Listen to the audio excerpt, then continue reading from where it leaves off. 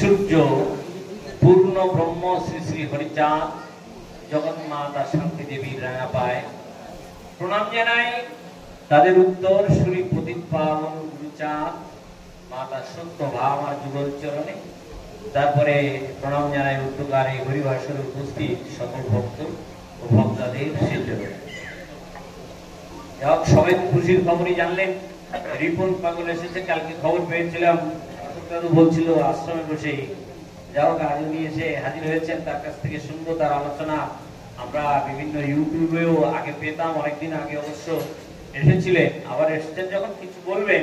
তবে আমি দু চারটে কথা বলি। যে উদ্দেশ্যে এখানে প্রশ্নটা রেখে যাওয়া হলো, সে উদ্দেশ্যে তো সুভাষদা আছেন, রিপন পাগল আছে, তোমরাই জবাব দেবেন। তথাপি আমি দুটো কথাই বলতে চাই। আমি বললাম ঠাকুর দলিতের মুক্তি সূর্য। ঠাকুর আসার পূর্বে তাহলে কি এই দলিতের সূর্য ছিল না, মুক্তি ছিল না? না, ছিল না। দলিতের মুক্তি ছিল না।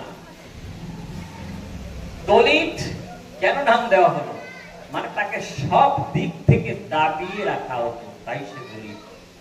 আজকে যেমন করে আমরা এই সভায় বসে আছি, এমনি অধিকার আমাদের ছিল না, কারণ আমরা ছিলাম অস্পৃশ্য।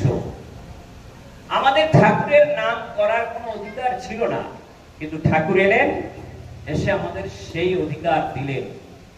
কারণ সেই সময় সমাজকে যে সমাজপতিরা করায়ত্ত করে রেখেছিল, ক্যাপচার করে রেখেছিল, তারা প্রাথমিকভাবে প্রথমত ওই ঠাকুরের নাম নিয়ে, অর্থাৎ ভগবানকে নিয়েই আমাদের শাসন এবং শোষণ, শাসন নয় শোষণ করত। তাই ভগবান এলেন আমাদের করে। তাই বলা হচ্ছে যে শুভ দিনে এই জাতির ভিতর পরম দয়াল হরি হইল অবতার, সেই দিন নবজন্ম পেয়েছে জাতি, দিনে দিনে হবে অবশ্য উন্নতি।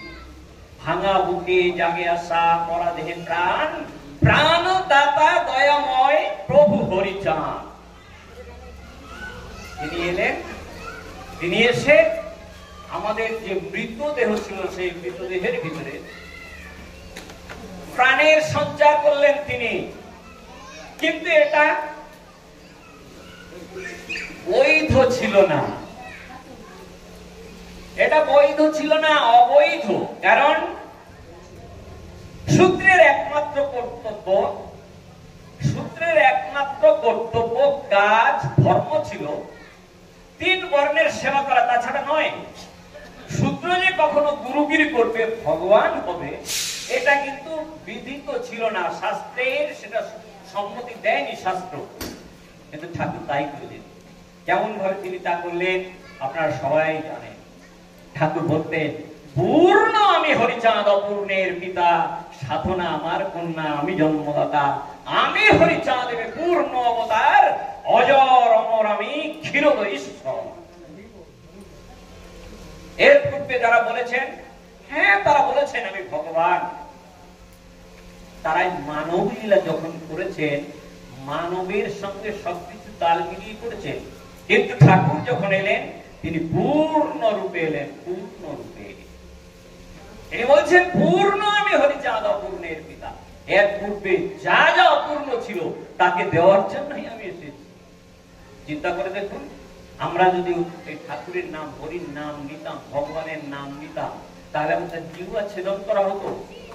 যদি শুনতাম তাহলে আমাদের কর্ণে তপ্ত সীসা ঢেলে দেওয়া হতো। কিন্তু আপনার ঘরে ঠাকুর এলেন, আপনার জাতির ভিতরে এলেন তিনি, অন্য কোথাও নয়। তাই বলা হলো, পরবর্তীতে সে কথা হলো, তিন নবশূদ্র সবে কহে ক্ষুদ্র, কলঙ্কের বোঝা ভারী, সিংহ শিশু হায় ভুলি পরিচয়, মেষ দলে পড়ে রহে পড়ি, জাগো সিংহ জাগো, বড় ভয়ে মাগো, এ বিশ্ব দুলিয়া পায়, এ বিশ্ব সৃজন করেছে যে জন, সেই দেবে পদাশ্রয়, জাগাবে তোমারে তাই তব ঘরে, নিজে হলো অবতার, বে ভগবান রবে হতমান, সবে সব অত্যাচার, না আমরা অত্যাচার সইব না। তখন পাগলরা পূর্ণ মাত্রায়, ভক্তরা পূর্ণ মাত্রায় অধিকার পেয়ে গেলেন। কারণ তাদের যে ভগবান, আমাদের যে ভগবান, যুগ ধরে যাদের বঞ্চিত করে রাখা হয়েছে, তাদের ভগবান এসে বললেন, পূর্ণ আমি, অপূর্ণ নই, তোদের যা কিছুর প্রয়োজন সবকিছুই আমি তোদের দেব। তাই তিনি পূর্ণ হয়ে এখানে এলেন। এরপরে কার বলা? পূর্ণ আমি। ঠাকুর ঠাকুরানি করতেন, ভক্তালয় যেতেন, ভক্তদের বাড়িতে যেতেন, তিনি পূর্ণ। ভক্ত আশ্রমে যেতেন। যা হোক, একদিন তার ভক্তদের নিয়ে, আমি বললাম, যখন ঠাকুরকে সবাই পেলেন, ভক্তরা যখন পেলেন, পাগলরা যখন পেলেন, তারা যেন সবকিছুই হাতে পেলেন, সবকিছু তারা পেয়ে গেলেন। তাই কি করা হলো? ঠাকুর তাদের নিয়ে, ভক্তদের নিয়ে বিভিন্ন জায়গায় যেতেন। একবার নিজেদের গ্রামে একটা আসর বসেছে, যেমনি আজ আপনারা বসেছেন। সেদিন ঠাকুর স্বয়ং সেখানে উপস্থিত রয়েছেন বড় বড় পাগলরা, বড় বড় ভক্তরা। এমনি করে মায়েরা একদিকে বসেছে, এমনি করে বাবারা একদিকে বসেছে, ব্রাহ্মণ মন্ডলী এসেছে, তারাও আলাদা বসেছে। মায়েদের কিন্তু এমন বসার অধিকার ছিল না। মায়েদের অধিকার প্রথমে যদি দিয়ে থাকেন, তাহলে হরিচাঁদ ঠাকুর দিয়েছেন। মায়েদের যদি এমনি করে ধর্মসভায় অধিকার, বসার কেউ অধিকার দিয়ে থাকে, তিনি পূর্ণ ব্রহ্ম শ্রী শ্রী হরিচাঁদ, আপনার পিতা, আপনি তার বংশে জন্মগ্রহণ করেছেন। তাহলে যখন সেখানে সবাই বসে আছে, এক ব্রাহ্মণকে ধরে বিস্তারিত আমি বলছি না, এর পরে আর কোন সময় নিশ্চিত ভাবে সেটাকে আমি বিস্তারিত করে বলবো। এক ব্রাহ্মণের ব্যাধি হয়েছে, ব্রাহ্মণরা এসেছে দেখতে, কিন্তু তারা প্রণাম করছে না। কারণ সে যে শূদ্রের ঘরের, অস্পৃশ্যের ঘরের ছেলে। অস্পৃশ্যের ঘরের ছেলে যে কখনো ভগবান হতে পারে, এ কোনো শাস্ত্রীয় প্রমাণ নেই।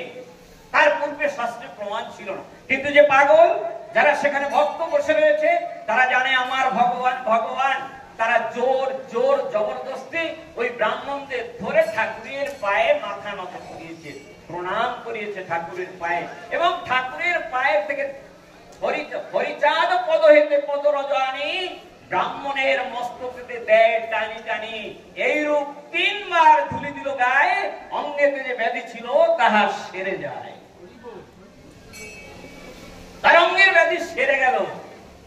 ব্যাধি মুক্ত হয়ে তারপরে সেই ব্রাহ্মণ বলল যে সামান্য মানুষ, অবতারিণী, সামান্য মানুষেরই নয়, কারণ দীর্ঘদিন পর্যন্ত তার সেই জাতের কাটা, পঞ্চ কাটাকে আঁকড়ে ধরে সে যে দুরারোগ্য ব্যাধিতে ভুগেছিল, আজ ওই শ্রী চরণের পরশ পাওয়ার সঙ্গে সঙ্গে সে ব্যাধি থেকে মুক্ত হয়েছে। অতএব কেন সে স্বীকার করবে না যে তিনি পূর্ণ ব্রহ্ম, তিনি অবতার, তাকে স্বীকার করবে। কিন্তু সেটা আমাদের পছন্দ হয়নি। অর্থাৎ যে বংশে, যে কুলে, যাদের উদ্ধার করার জন্য তিনি এসেছেন, তাদের কিন্তু সে কথা পছন্দ হয়নি। তারা ঠাকুরের নামে বিদ্রোহ করছে। এবং কি বললেন, ওইটুকু বলেই আমি শেষ করবো আমার আলোচনা। ব্রাহ্মণে লইয়া করে বিরোধাচরণ, ইহাদিকে কৃষ্ণে ভক্ত বলে কোনজন। কি পেয়েছে, কি হয়েছে ঠাকুর আলুকে? ঠাকুর বলই যশোমন্তের কুমারে। যশোমন্তের ছেলেকে ঠাকুর বলছে। অবৈধ সকল কাজ বিধি নাই মানে, সমাজের বাধ্য নয় এই কয়জনে। শুনো সবে প্রতিজ্ঞা করিন আজি হতে, ইহাদের সঙ্গে না করিব সমাজিতে। এদের সঙ্গে সমাজিতে করিব না। ব্রাহ্মণাদি নাই মানে এদের আল্লাহ দিয়া মত, ইহারা হয়েছে এক হরি বলা মত।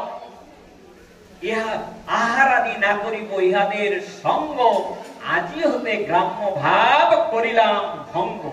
সেই হতে মতুয়ারা আলাদা, সেই হতে গ্রামবাসী হলো ভিন্ন দল, সেই হতে মতুয়ারা আলাদা শাস্ত্র। আপনারা তখন থেকেই আলাদা হয়ে আছেন। এখানে যে প্রশ্ন জিজ্ঞেস করা হয়েছে যে কোনটা করা কর্তব্য, ঠাকুর তো সেই করা কর্তব্যের জন্যই এসেছিলেন। যাই হোক, আমি ওনিয়ে বলতে চাই না। এরপরে যখন আমি বলার সুযোগ পেলে তখন নিশ্চয়ই যে বিষয়ে আমি বলতে চাচ্ছিলাম বলবো। আমার আলোচনা এই পর্যন্ত রেখে আমি আমার বক্তব্য এখানে শেষ করছি। জয় হরিচাঁদ, জয় গুরুচাঁদ, জয় সকল ভক্তবৃন্দের জয়।